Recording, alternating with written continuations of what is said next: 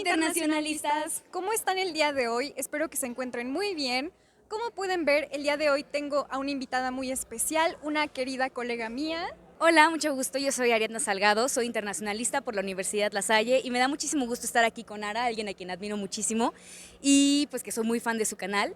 Y el día de hoy decidimos colaborar para platicar con ustedes sobre un tema que a mí en lo personal me apasiona muchísimo y es el Consejo de Seguridad de las Naciones Unidas y el por qué necesita reformarse.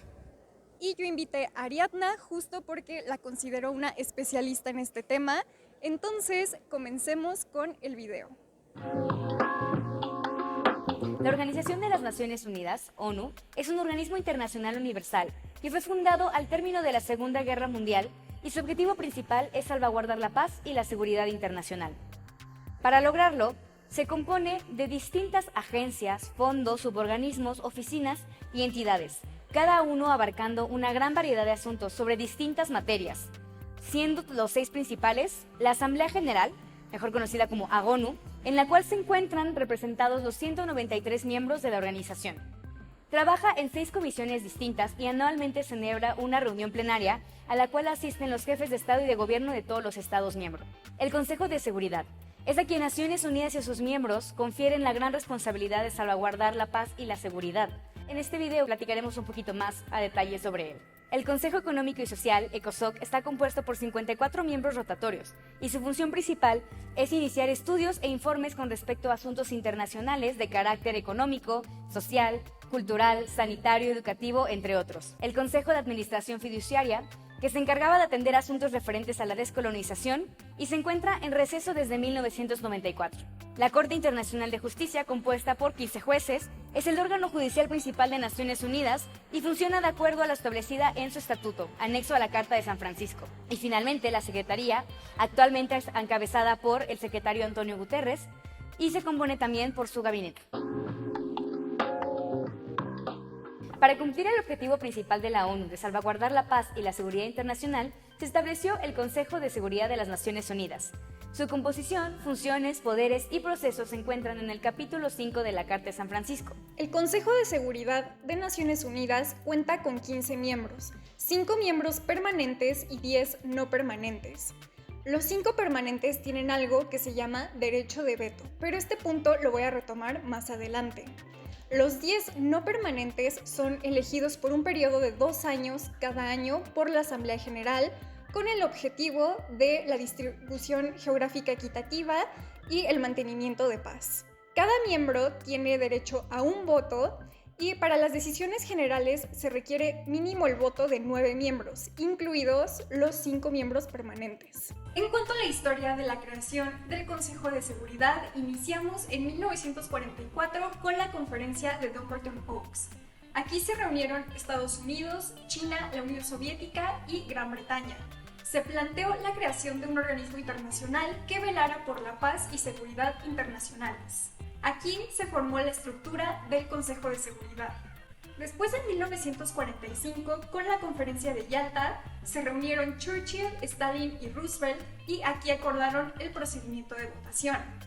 Ese mismo año, en la Conferencia de San Francisco, se aprobó la Carta de Naciones Unidas.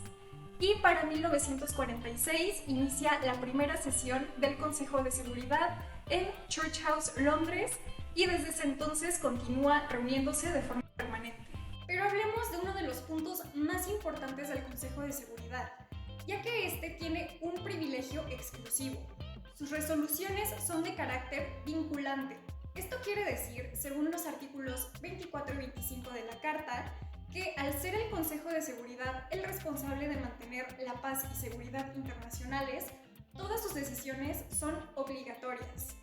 Y en caso de que los países no cumplan con ellas, los artículos 41 y 42 mencionan diferentes medidas a adoptar para hacerlas efectivas.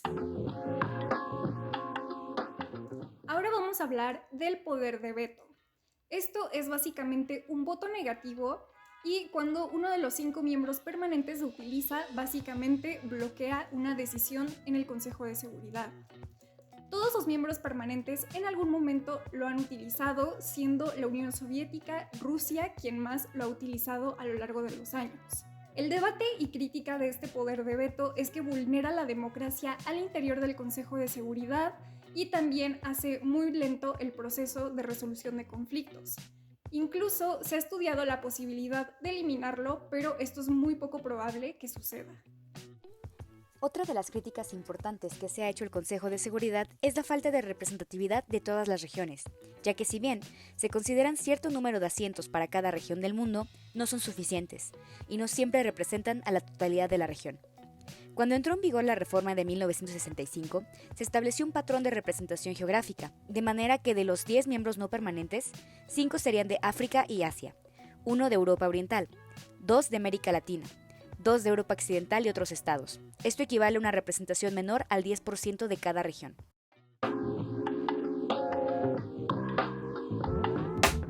La Carta de San Francisco contempla en el capítulo 18 el procedimiento para reformar cualquier aspecto contemplado en dicho documento, incluyendo la estructura del organismo. Sin embargo, es un proceso complicado, ya que requiere que se celebre una cumbre en la que participen todos sus miembros. Y además del porcentaje de votos que se requiere para que pueda aprobarse la reforma, es necesario el voto a favor de los 5 miembros permanentes del Consejo de Seguridad, ya que son decisivos. Es decir, si alguno de ellos vota en contra, no se aprobará. La única modificación que ha tenido el Consejo de Seguridad a lo largo de su historia fue gracias a una resolución de la Asamblea General en 1963, en la que recomendaba incrementar sus miembros de 11 a 15, la cual entró en vigor en 1965. Sin embargo, hay una contraparte a la reforma. Según el artículo 108 de la Carta, si esta se vuelve obligatoria para todos los miembros, estos pueden acatarla o retirarse de la organización. Esto quiere decir que si alguno de los miembros permanentes sintiera esta reforma como una amenaza a su liderazgo, ellos podrían retirarse del Consejo de Seguridad. Y esto significaría un problema muy grande para el diálogo en la resolución de conflictos, que de por sí ya es muy lento actualmente y sin la presencia de una de estas potencias se vuelve aún más complicado. Hasta la fecha no se ha alcanzado un consenso suficiente para esta reforma. Ahora, hablemos de dos posturas distintas respecto a esta reforma al Consejo de Seguridad. El planteamiento principal de la teoría idealista es que los estados tienen la responsabilidad de mantener la paz, por lo que harán uso de cualquier medio diplomático para que la resolución de controversias sea por la vía pacífica. Esto implica también la necesidad de una representación adecuada de todos los actores del sistema internacional, para así reducir futuras hostilidades. La teoría clásica. Esto nos habla sobre cómo en el sistema internacional hay una anarquía. Esto quiere decir que no hay un sistema mundial que regule o castigue las acciones de los países. Y aquí el Consejo de Seguridad es lo más cercano a esto, ya que mantiene abierto el diálogo y es imprescindible la presencia de las potencias manteniendo un equilibrio de poder. A pesar de ser un proceso complicado y burocrático, la reforma al Consejo de Seguridad es necesaria. Es un tema que ha estado presente desde hace muchos años, pero que ha retomado su lugar en la agenda en tiempos más recientes, principalmente desde el inicio de la guerra entre Rusia y Ucrania. Algunos miembros del Consejo han traído nuevamente a la conversación la necesidad de reformar para que se pueda asegurar el fin último del Consejo de Seguridad. México, quien recientemente concluyó su papel de miembro no permanente, fue uno de los países que abogó por que esto sucediera. En cuanto al debate de la democratización del Consejo de Seguridad, considero que sí es necesario contar con la presencia de más países para la toma de decisiones, para hacer esta resolución mucho más equitativa. Sin embargo, yo creo que es muy poco probable que esto vaya a suceder pronto, ya que las potencias principalmente están interesadas en mantener el status quo a nivel internacional. Continuará el debate sobre el poder de veto entre las potencias y continuará el diálogo sobre algunos conflictos que aún no terminan por solucionarse. Nos interesa mucho escuchar tu opinión. Déjanos un comentario. Y no olvides suscribirte a mi canal de YouTube y a seguirnos en nuestras redes sociales. Bye. Hasta la próxima.